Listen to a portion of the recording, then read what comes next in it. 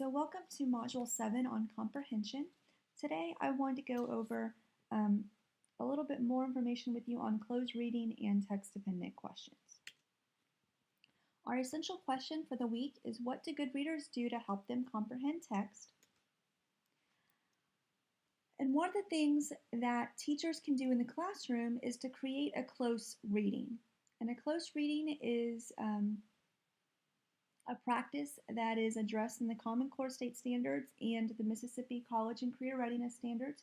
It is Anchor Standard 1 under reading for both literature and informational text.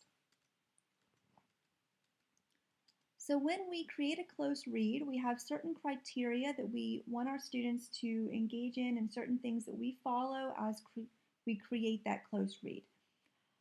So let's say that I was teaching American history and I wanted my students to learn more about the Constitution. I could have my students engage in a close read with the preamble to the Constitution. It would be a short passage. And the idea is that we're going to reread this text multiple times over a particular time period. That could be over a few days, over a few weeks. And as we're reading, the students will read with a pencil, or they will annotate the text or text code the text. Doug Buell writes about text coding in his Classroom Strategies for Interactive Learning book. It's a strategy where students will engage actively with the text and mark up the text with a pencil. As a teacher, I will supply my students with text-dependent questions that they will then answer about the text.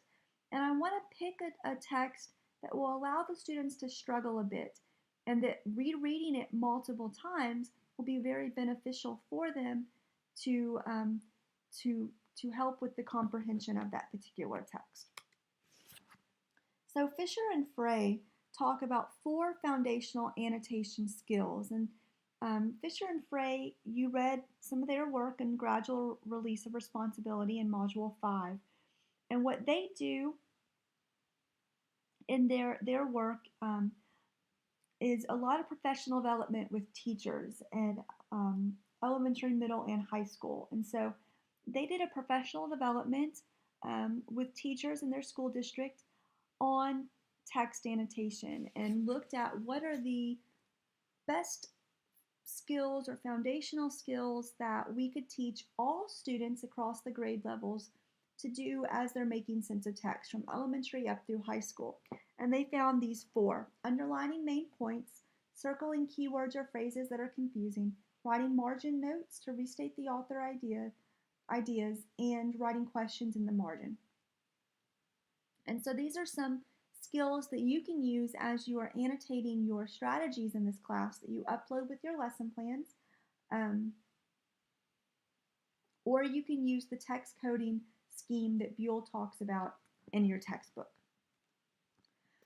So with text-dependent questions, the Common Core State Standards really addresses this idea of complex text and rigor and literacy, and that we want our students to encounter appropriate complex text in each grade level in order to help them develop the language skills and conceptual knowledge they need for success in school and life. So as I mentioned, our first anchor standard for reading addresses both close reading and text-dependent questions, with the second part of the standard talking about citing specific textual evidence when writing or speaking to support conclusions drawn from a text.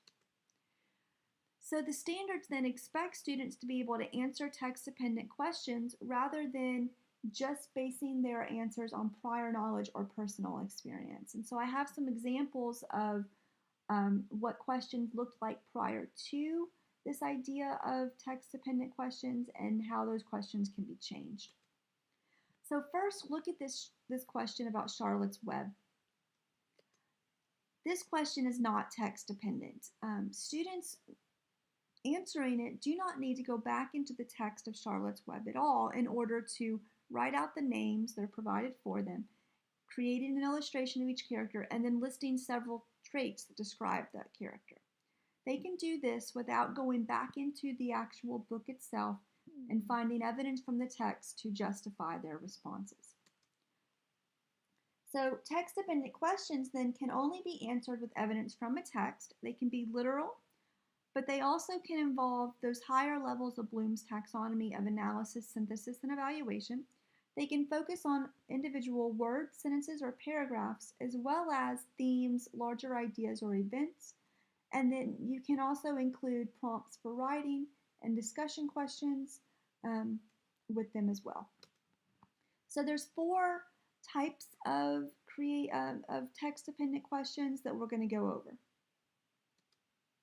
The first one is find it. These are your most literal. They require the reader to find explicitly stated facts and details in the text. So this is who, what, where, and identifying just key facts and details. Look closer is literal as well, but it requires you to look in more than one place. So this is comparing and contrasting, explaining, summarizing information from the passage. Prove it is an inferential type of question where students have to search for clues or evidence to support their answers.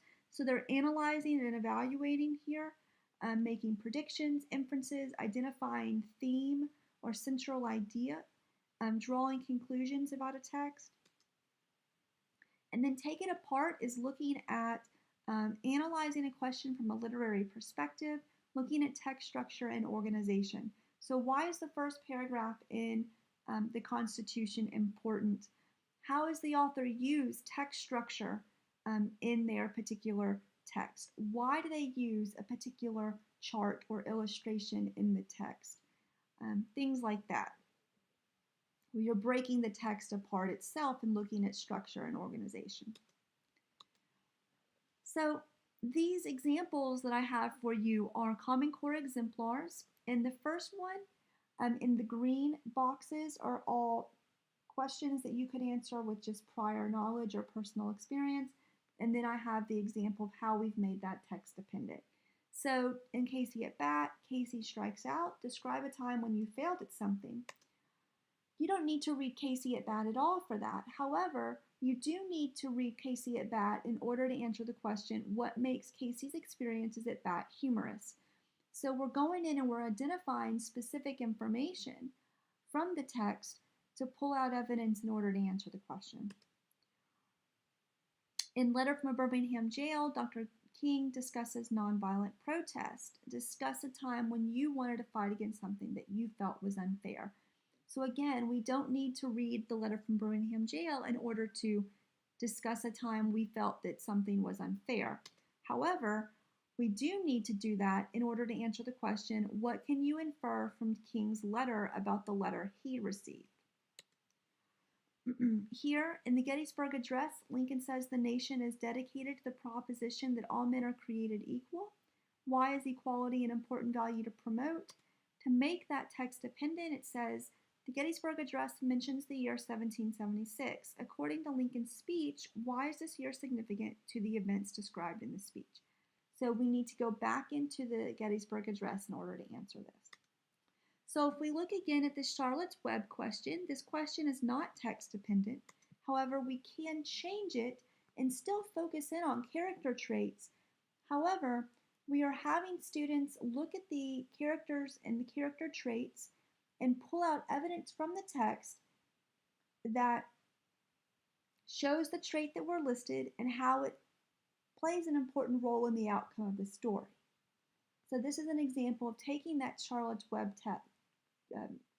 question and making it text dependent. So I hope that this provided a little bit more information for you on close reading and text dependent questions.